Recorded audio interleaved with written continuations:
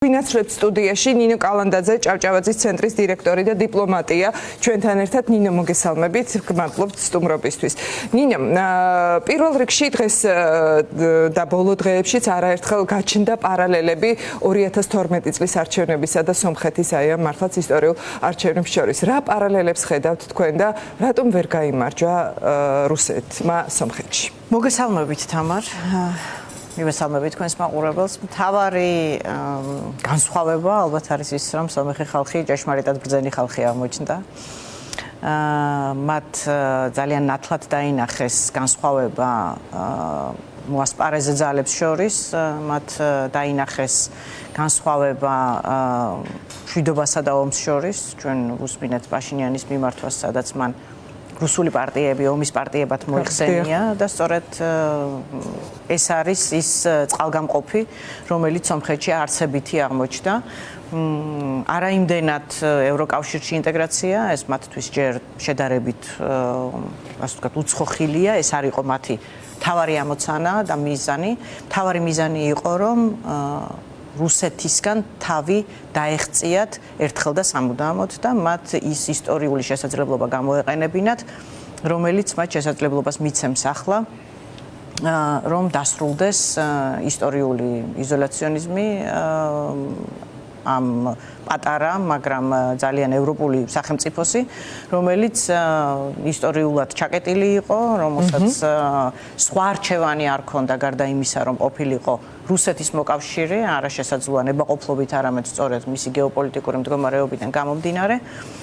და ახლა სომეხმა ხალხმა დაინახა, რომ მათ აქვთ შესაძლებლობა გაარღვიონ აი ამ მოჯადოვებულ წრეს და მართლაც დადგნენ მშვიდობის, განვითარების, სტაბილურობის გზაზე, რომელსაც მათ საბოლოო ჯამში მიცემს სწორედ დასავლეთის, სწორედ ევროკავშირში ინტეგრაცია და ის გეგმები, რომელიც ძალიან გამბედავი გეგმები, რომელიც ნიკოლ პაშინიანს გააჩნია, კერძოდ ამ არჩევნების შედეგად მას ხელი ეხსნება, რომ განავითაროს და გააგრძელოს სამშვიდობო მოლაპარაკებების წარმოება აზერბაიჯანთან და დაასრულოს ასევე ეს ისტორიულად ჩიხური მდგომარეობა, რომელიც ახლა შესაძლებლობას აჩენს, რომ თვისებრივად განსხვავებული გეოპოლიტიკა აწარმოოს სომხეთმა რეგიონში.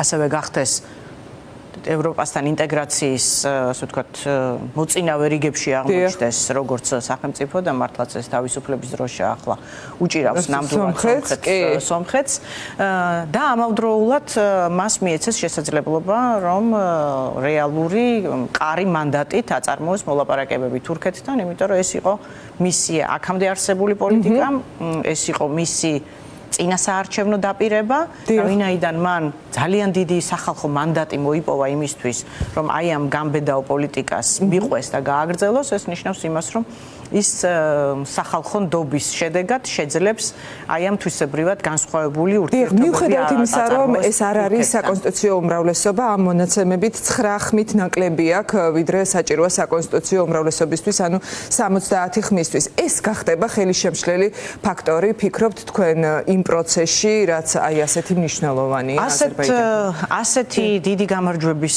პირობებში კონკრეტულად საკონსტიტუციო ჩანაწერი რამდენად განხორციელდება, ეს უფრო ფორმალობის საკითხია, ვიდრე ის, რომ ეფექტური წინააღმდეგობა გახდება იმ პოლიტიკის, რომელიც ახლა მმართველ გუნდს შეიძლება რომ აწარმოოს. საბოლოო ჯამში აქ საუბარი ფორმალურ ცვლილებაზე, რამდენად შეიძლება ვთქვათ, კონკრეტულად ვექტორი განისაზღვროს, მაგრამ პოლიტიკური ნება, როდესაც არსებობს გუნდის შიგნით და ეს ისეთ იმ ტიპის გამარჯვება, საკონსტიტუციო უმრავლესობის მიუხედავად იმ ტიპის გამარჯვება, სადაც რუსული კოალიცია პრაქტიკულად გავლენას ვერ იქონიებს მმართველი გუნდის მიერ წარმოებულ პოლიტიკაზე. და ამავდროულად ძალიან დიდი, ასე ვთქვათ, გრძელვადიანი პირობის მქონე მხარდაჭერა დგას ევროკავშირისა და ამერიკის შეერთებული შტატების მხრიდან, რომ ასეთი ძლიერი კონსოლიდირებული პოლიტიკური ნების პირობებში საკონსტიტუციო ჩანაწერი როგორც ასეთი უფრო ფორმალური ხასიათის მატარებელი იქნება, ვიდრე რეალურის.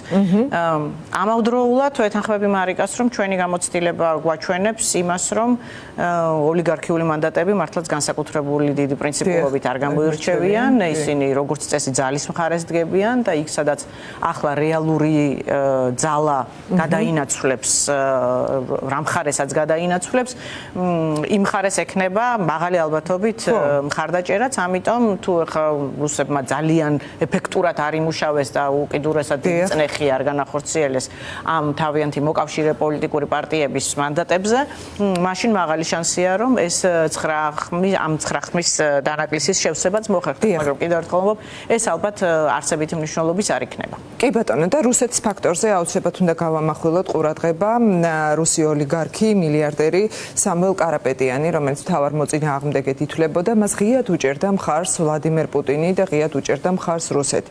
გარდა ამისა, იყო ძალიან ღია მუქარები რუსეთის მხრიდან და იყო კონკრეტული გადაწყვეტილებები, მაგალითად, რუსეთსა და სომხეთს შორის ურთიერთობაში არასოდეს არ ყოფილა უპრეცედენტო შემთხვევა, როცა ელჩი გაიწვია რუსეთმა კონსულტაციებისთვის, გამოიყენა ემბარგო, კარგად ნაცადი ხერხი, მათ შორის საქართველოში და პირდაპირ ღია პროპაგანდა იყო ომთან დაკავშირებით, ის რაც ასევე ნაცადი ხერხია საქართველოს შემთხვევაში. რა შეიძლება ახლა თქვენი აზრით გააკეთოს რუსეთმა? ერთი არის ის მუქარები, რაც ჩვენ გვესმოდა, მაგრამ რეალური ძალა რისი შესწევს ახლა პუტინს და მის რუსეთს? ხო, კარგი ამბავი არის ის, რომ რუსეთის მხრიდან ყველა ეს მუქარა საბოლოო ჯამში უფრო ბაქიფუქია, ვიდრე რეალურად მათ ამის შესაძლებლობა შესწევთ, იმიტომ რომ არც ერთი მეტნაკლებად სანდო წყარო არადასტურებს რუსეთის რაიმე ტიპის პოტენციალს, რომ ახლა სადმე შეუძლიათ მათ დამატებითი სამხედრო აგრესია აწარმოონ. მათ მის შესაძლებლობა, რომ სისრულეში მოიყვანონ თავიანთი მუქარა და წამოიწყონ უკრაინის ტიპის ავანტურა, ჯერ უკრაინაშიაც წავიდნენ ამით და მე ახლა კიდე სომხეთში განახორციელონ სამხედრო აგრესია, ამის მათ არც რესურსი აქვთ, არც პოლიტიკური ფუფუნება აქვთ და ამის არანაირი წინაპირობა არ აქვთ. ეს იყო წინასაარჩევნოდ გამოყენებული მუქარა იმისთვის, რომ ამ სომეხ ამომრჩეველზე მოეპოვებინათ, თქვა, ანუ ამომრჩეველზე მანიპულირების შესაძლებლობა. მოდით თქვა პირდაპირ ისევე, როგორც იმუშავა ამ ყველაფერმა საქართველოში და ამ ომის მუქარამ აქ ძალიან დააშინა. მაგრამ ამის რეალური შესაძლებლობები არ არსებობს.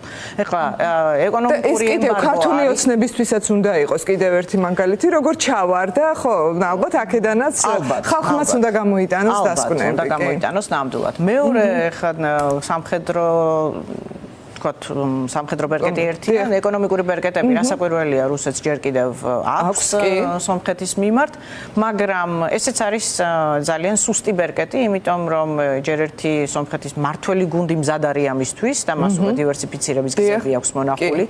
მას ყავს ძალიან მჭიდრო დივერსიფიცირებული პარტნიორები, რომლებიც ამ საქმეში მას დაეხმარებიან და მაქსიმალურს გააკეთებენ იმისთვის, რომ სომხეთის ეკონომიკამ ეს ვერ იგრძნოს. და უჩვეულოდ სწრაფად იმოქმედა ევროკავშირის ძალიან კარგად არის აწყობილი ეს გზა, ამისთვის პაშინიანი მზად იყო. პაშინიანი ძალიან გონიერი მოთამაშე გამოდგა იმის გათვალისწინებით, რომ მან პირველ რიგში ეს ისტორიული შესაძლებლობების ფანჯარა ძალიან სწრაფად და ალღოიანად შეაფასა და ამავდროულად ძალიან კარგად ისწავლა მაგალითად კონკრეტულად საქართველოს მაგალითზე და აი ამ რუსული ემბარგოს მიმართ უკვე კონკრეტული მდგრადობის გზები შემუშავებული ქონდა, რომელიც პრესიერად გამოიყენა. ამისთვის ეს ქვეყანა მზად არის. ამ ქვეყანას ყავს უძლიერესი დიასპორა. კი ბატონო. რომელიც სომხური ეკონომიკის არაუმნიშვნელო შემადგენელი ნაწილია.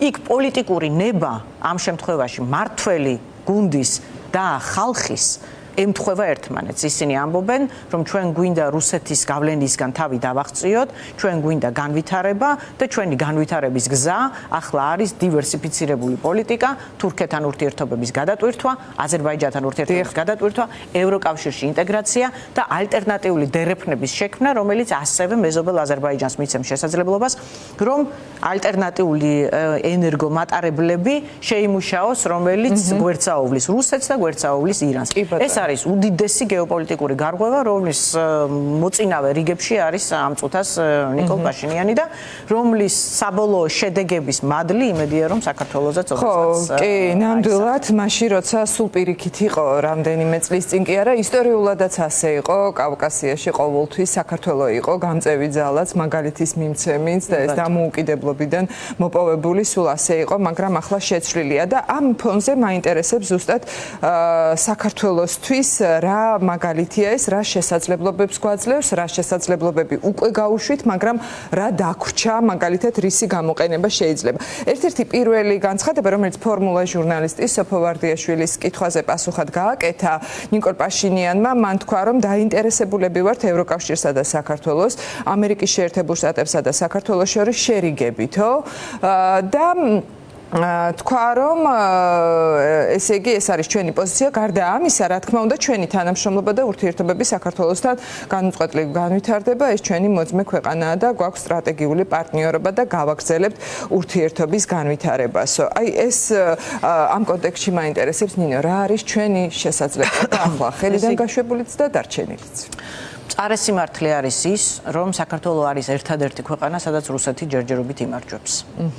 რუსეთი ვერ იმარჯვებს უკრაინაში, რუსეთი დამარცხდა მოლდოვაში, რუსეთი დამარცხდა უნგრეთში, რუსეთი დამარცხდა პოლონეთში, რუსეთი დამარცხდა აზერბაიჯანში და ახლა დამარცხდა სომხეთში. ერთადერთი ქვეყანა, სადაც რუსეთი ჯერ კიდევ იმარჯვებს, არის საქართველო ივანიშვილის მეშვეობით.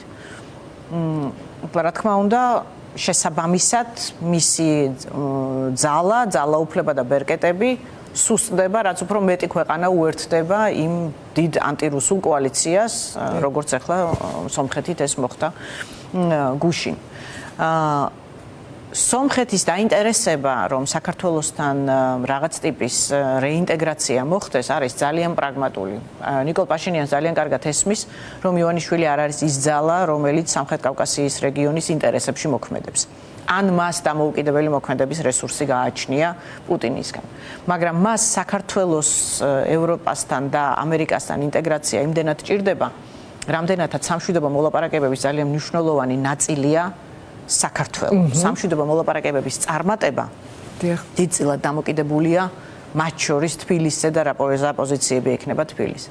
ამიტომ რა თქმა უნდა გარკვეული ვაჭრობის საგანი არის და ამიტომაც არის რომ პრაგმატული ნაბიჯია რომ ნიკოლ პაშინიანი ფორმალურ ურთიერთობებს ინარჩუნებს ოლიგარქის რეჟიმთან მიუხედავად იმისა რომ მათ ძალიან კარგად იციან რომ აქ არც არჩევნები ჩატარებულა, რომ ოლიგარქს არც ლეგიტიმური მანდატი აქვს ქვეყანა მართოს და რომ ის საერთოდ არ არის დამოუკიდებელი მოთამაშე რომელიც ამ ტიპის გადაწყვეტილებებს მიიღებს. მაგრამ მისი პრაგმატული და გრძელვადიანი ამოცანებისთვის მნიშვნელოვანია რომ საქართველოს რაღაც ტიპის რეინტეგრაცია მოხდეს და იმ დროისთვის, როდესაც საქართველოს დემოკრატიზაციის გზას დაუბრუნდება და ის ალბათ თulis რომ ამ გზით უკეთ დაუბრუნდება, სომხეთს შესაძლებლობა მიეცემა რომ აი სამშვიდობო მოლაპარაკებები და ეს ტრილატერალური ურთიერთობები, ანუ აზერბაიჯანი, თურქეთის, სომხეთის ურთიერთობები ეფექტურად აწარმოოს, იმიტომ რომ საქართველოს გეოგრაფიულად ჯერ კიდევ ძალიან მნიშვნელოვანი ადგილი უკავია.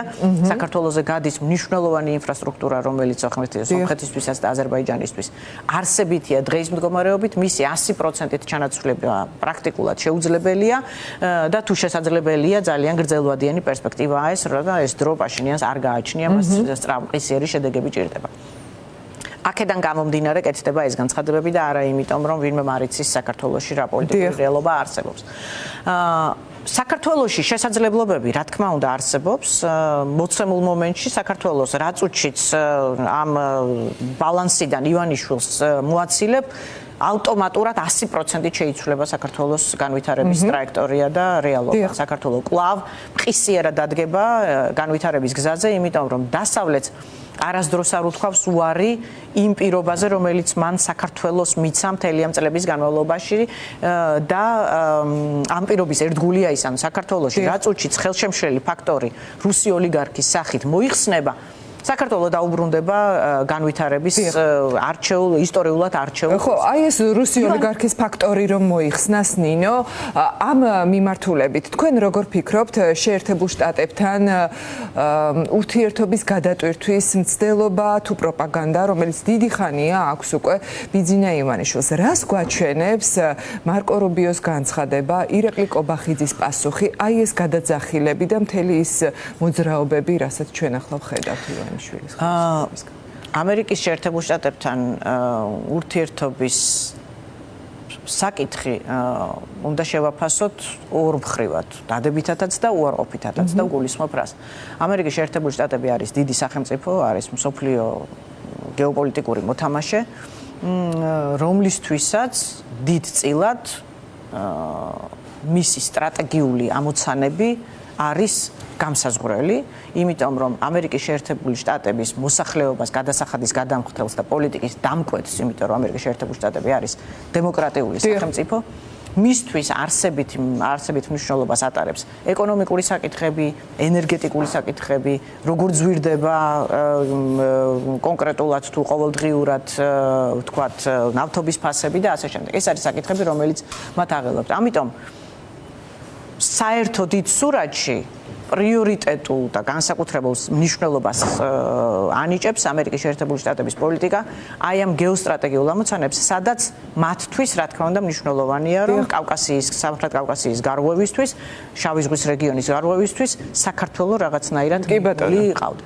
ახლა ამავდროულად, სამე ხაზი გაუსვი, რომ ამერიკის შეერთებული შტატები დემოკრატია, ამავდროულად მათ აქვთ ლიმიტი, რაზე შეუძლიათ რომ თვალი დახუჭონ.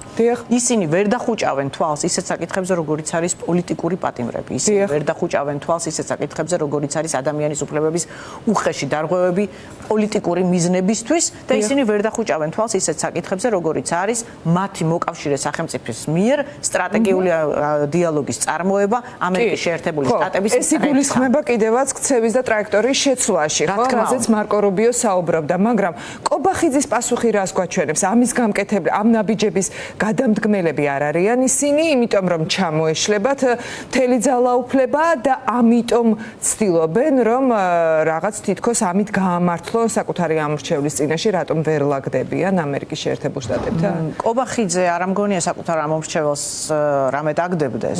კობახიძის განცხადებები მოწმობს უფრო იმას, რომ ახლა ისინი გზებს ეძებენ, როგორ მოახერხონ მოსკოვსა და ვაშინგტონს შორის ისე ლავირება, რომ არც მოსკოვიდან დაისაჯონ და არც დიდი წნეხი მიიღონ ამერიკისგან, სწორედ იმიტომ, რომ ისინი ირანთან და ჩინეთთან ასეთ ბოდიში და სიამტკბილობაში არიან.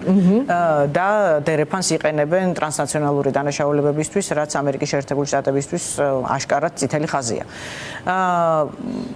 რამდენად შეძლებენ ამ ლავირების პოლიტიკის წარმოებას ძნელი სათქმელია, იმიტომ რომ რუსეთს აქვს ძალიან გამოკვეთილი სტრატეგიული ამოცანები აქვს, რუსეთს ყავს აქ რეჟიმი, რომელმაც 100%-ით რუსული დავალებები უნდა შეასრულოს. წინააღმდეგ შემთხვევაში ისინი თავის ფუნქციას და არსებობის მნიშვნელობას დაკარგავენ მოსკოვისთვის და ისა მოსკოვი არის ერთადერთი მოთამაშე, რომელიც მათ ზურგს უმაგრებს საქართველოში, ისინი ვერ იგებენ არჩევნებს თავისით, ისინი იგებენ მოსკოვით არჩევნებს. ამდენად ნაკლებ სავარაუდოა, რომ მათ იმ წინაპირობების მიახლოებით შესრულება შეძლონ, რომელსაც მაღალი ალბათობით მარკო რუბიო აყენებს და არსებობს წინაპირობები, რომელიც აი ამ გეოსტრატეგიულ ამოცანებშიც კი ისე უნდა შესრულდეს, რომ ამერიკას ხელი გახსნილი ჰქონდეს დიალოგი აწარმოოს. პრინციპში ძალაუფლების ინფორმით შესანარჩუნებლად, როგორც ახლა აკეთებს ბიძინა ივანიშვილი, მას კარგი სვლა პრაქტიკულად აღარ რჩება, რომ აი ამ ფორმით მან განაგრძოს ისე ცხოვრება, როგორც აქამდე იყო. მას ხელთ აქვს ბერკეტი, რომ ქვეყანა აქვს მიტაცებული, მას აქვს ბერკეტი, რომ ის განკარგავს სახალხო მანდატის გარეშე, რა ბედი ეწევა დერეფანს, როგორ წარიმართება სამშვიდობო მოლაპარაკებები, თქვათ, როგორ განისაზღვრება სატარიფო პოლიტიკა და საერთოდ ამ ენერგომატარებლებს რა ბედი ეწევა, იქ სადაც საქართველოს მონაწილეობა არის აუცილებელი. ამით ის ვაჭრობს, მაგრამ ისიც უნდა გავაცნობიეროთ, რომ ივანიშვილი ამერიკის შეერთებულ შტატებთან ვაჭრობაში არის ძალიან პატარა ჭანჭიკი, რომელსაც უბრალოდ აი ამ მთელი მართლობის ფუფუნების ფორმის შენარჩუნება არ გამოუვა, თუ მას უნდა რომ რაიმე ტიპის ურთიერთობები განიხილოს ამერიკის შეერთებულ შტატებთან. ივანიშვილს საერთოდ პირისპირ დიალოგის წარმოების რესურსი აქვს, ესეც საკითხავია, მაღალი ალბათობით მოლაპარაკებები მიმდინარეობს მოსკოვის გავლით და ცდილობენ რომ რაღაც ფორმით გამოივაჭრონ, მაგრამ ძნელი წარმოსადგენია, რომ ყველაფერი ისე შენარჩუნდეს, როგორც ივანიშვილს უნდა და ამერიკის შეერთებულ შტატებთან ურთიერთობაც დაალაგონ, როგორც თვითონ ამბობენ. კი ბატონო და ბოლოს იყოს ნინო, აუცილებლად უნდა გკითხოთ 11 ივნისი ბრიუსელი, აქ უნდა იყოს ძალიან მნიშვნელოვანია ის გადაწყვეტილება, რომელიც უახლოეს მომავალში უკვე უნდა მიიღონ ევროკავშირის აი ამ დედაქალაქში უვიზო მიმოსვლის შეჩერების საკითხთან დაკავშირებით. აქ რა მოლოდინი გაქვთ უნგრეთში ორბანის დამარცხების შემდეგ, ვიცით რომ ხელის შემშლელი ფაქტორი იყო ეს, რომ უშუალოდ ბიძინა ივანიშვილზე და ქართულ ოცნებაზე გავრცელებული იყო ეს ევროკავშირის სანქციები. ახლა ეს ფაქტორი მოიხსნა. ეს უფრო უკეთესი არის თუ არა იმ ხრივ, რომ შესაძლებელია ეს უვიზო რეჟიმის შეჩერება მთელი ქვეყნისთვის აღარ დადგეს ასე დღის წესრიგში თუ სხვა ფაქტორები განავითარა. ორბანის ფაქტორის განეიტრალება სასარგებლოა მხოლოდ იმ ნაწილში, სადაც ევროკავშირი შესაძლოა კვლავ დაუბრუნდეს ინდივიდუალური სანქციების საკითხს. რამდენად მოსალოდნელია, ძნელი სათქმელია, იმიტომ რომ გაყოფილია ამაზე აზრები, მათ შორის ბრიუსელშიც რამდენად ეფექტურია საერთოდ ეს სასანქციო პოლიტიკა. მით უმეტეს, როდესაც ასე შორს წასულია ოლიგარქის პოზიციები, მაგრამ რაც შეეხება უვიზო მიმოსვლის გაუქმებას,